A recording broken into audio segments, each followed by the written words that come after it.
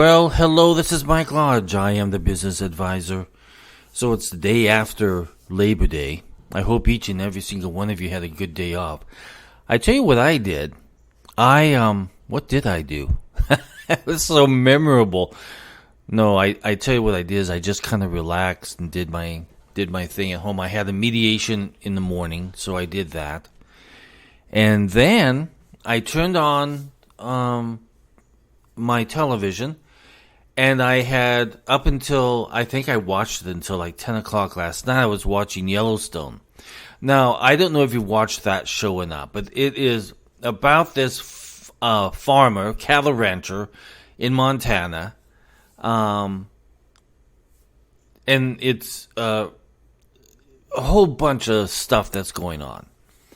And you have to get involved with it. Now, I started from season 1 and went all the way through season 4. I believe in September they begin season 5. But I just find it amazing because if you've ever been around cattle ranchers, it's a whole different breed. It's a whole different thought process.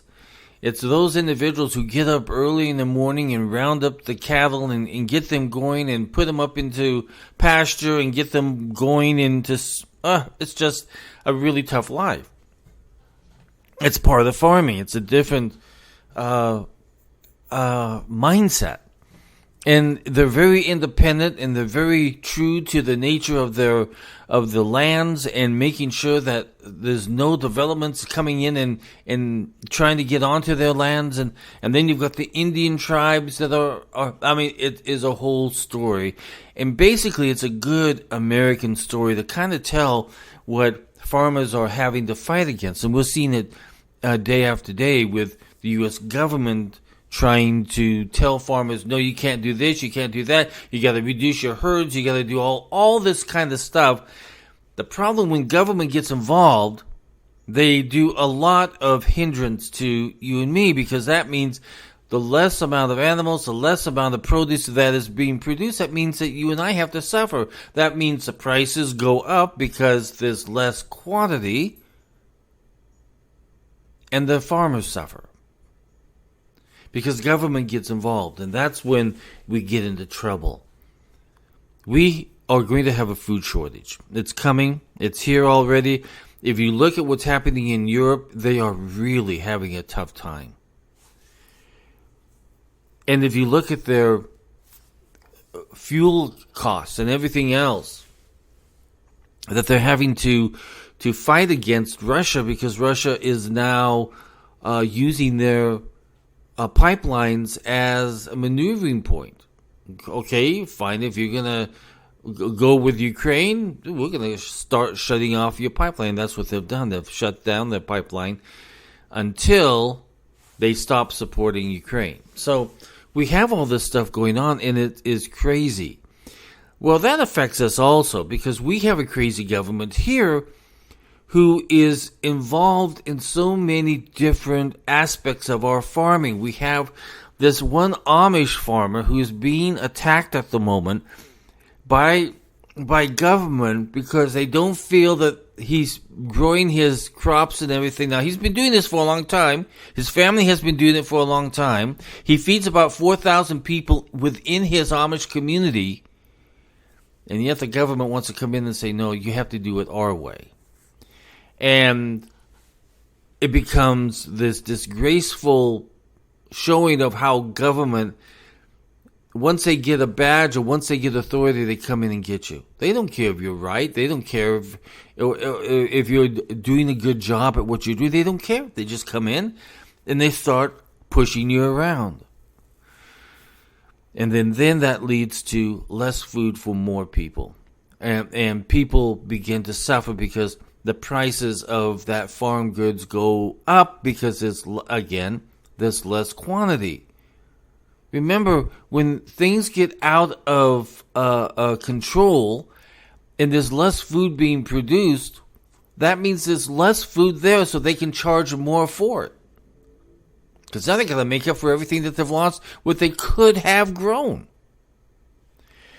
We live in a crazy thing. Hey, I was listening, well, not listening. I don't know why I always say listening, but I was reading Twitter yesterday. And I was reading all the politicians. And everybody was saying, oh, we need minimum wage to be $25 an hour. Some said has to be. I mean, it was going bonkers what politicians were saying yesterday on Labor Day. As you know, Labor Day is basically a union holiday. Well, the rest of us don't quite see eye to eye on what the unions are doing. We don't see it. We see them charging a lot of money for their hourly rate. I got so upset yesterday because there's this one guy, his last name is Wright. He used to be I can't remember if he was the labor secretary or the education. I think he was the labor secretary under Clinton. He is a really far left socialist type individual who thinks it's the worker, it's the worker, it's the wage, it's the wage, it's the union, it's the union. That's all that he preaches every single day on his Twitter feed. And he was saying yesterday how the worker should be paid X amount of dollars. I responded back. I said, you know what? You have been in government all of your life. You've never built a business. You have never had to make payroll when your clients are not paying you. You've never had to meet payroll taxes or workers' compensation or all those other items that you've got to meet. Even though you're not getting paid, you still have to pay your own employees. I tell you, it's a tough thing if you've ever run that.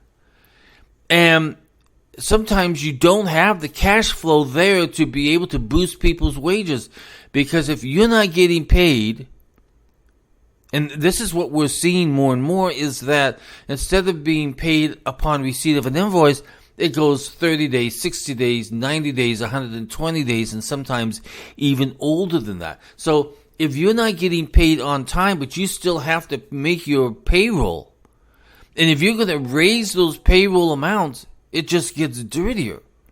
I mean, it becomes a very big hardship on businesses, because if you look at the profit line of any business, the small businesses are just barely there.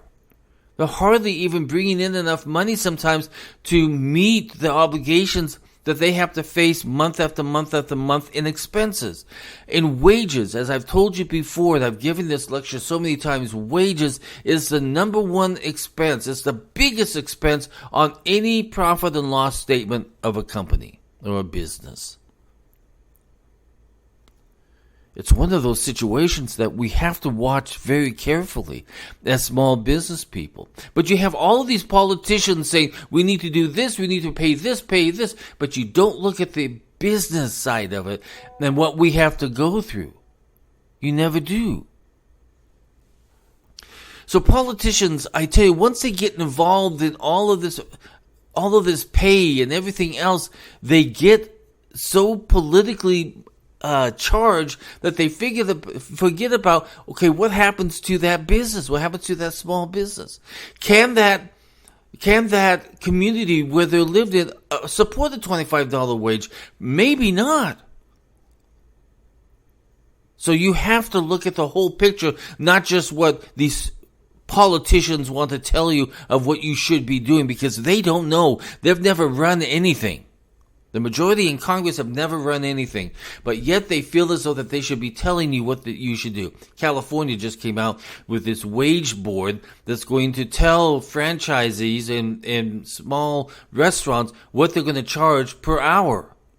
Again, government getting involved in something that they should never be involved in. And that's going to drive a lot of businesses, a lot of restaurants say, okay, we're going to go automated.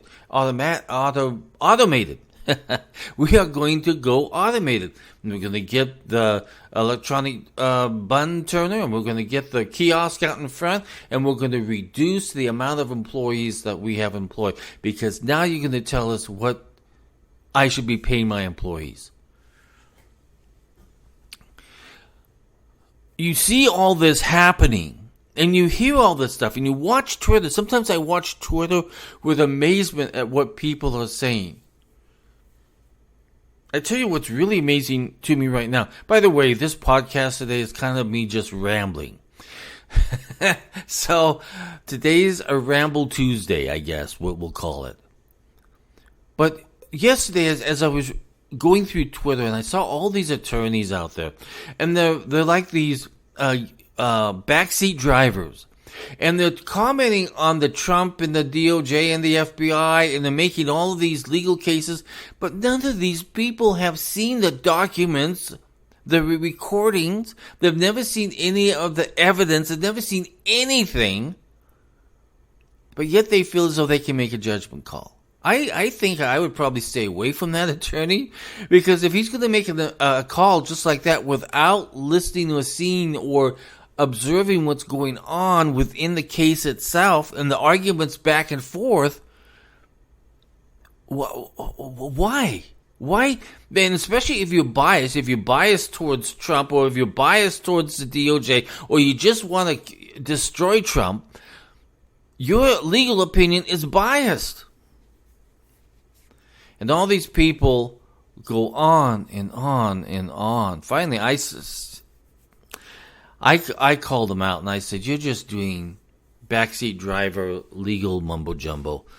And what you're doing really it probably does more harm to the American people, because they begin listening to you and they begin spinning what you're saying. And then it just becomes a total mess. And then when a court actually makes a judgment, everybody's up in arms and upset and ready to riot and do all this stuff. I mean, it's absolutely crazy what we're seeing in this legal profession, where attorneys are being these backseat drivers, and it's nonsense. If you want to give an opinion on a law that's being proposed, or if you want to give an opinion on a case that we've seen in full, and we can review all the documents, that's fine. But right now you're looking at an ongoing case where you haven't seen anything except maybe the two documents that they're arguing about now. So, but you've never seen any of the evidence or the other stuff that's behind all this stuff. So how can you make a good legal opinion? I think the American people, they just, and I see one attorney come out, and then pretty soon everybody else that sides with that attorney, they keep coming out with their spinning against spins and spins and spins, and everybody goes knockers. I tell you, we are in deep trouble, because these individuals out there who are pundits and who are bloggers and who are all of these people that are doing nonsense at the moment, we've got to tune them out and just focus on what's important for us. What are we focused on today that's going to help our families, our businesses, and our communities? That's all that we should be focusing on. All of these pundits and political mumbo jumbo people out there, stay away from them. I tell you, if you go through Twitter and you just spin through everything that everybody's saying, pretty soon you come back and you say, my gosh, we have a lot of dumb people out there. Even myself, I feel dumb about myself sometimes responding to these dumb people. Oh my goodness. We are a funny bunch of people, aren't we? Listen, if you want to have more access to me, you can go to www.lodge-co.com. Again, that's lodge-co.com. And you can book appointments with me. You can read my blogs and my podcasts and everything else that I do there. Everybody, it's the day after Labor Day. Let's get to work. Let's start building this country back. It's up to us, not politicians. Politicians don't know what they're doing. This is Mike Lodge. I am the business advisor. Bye-bye.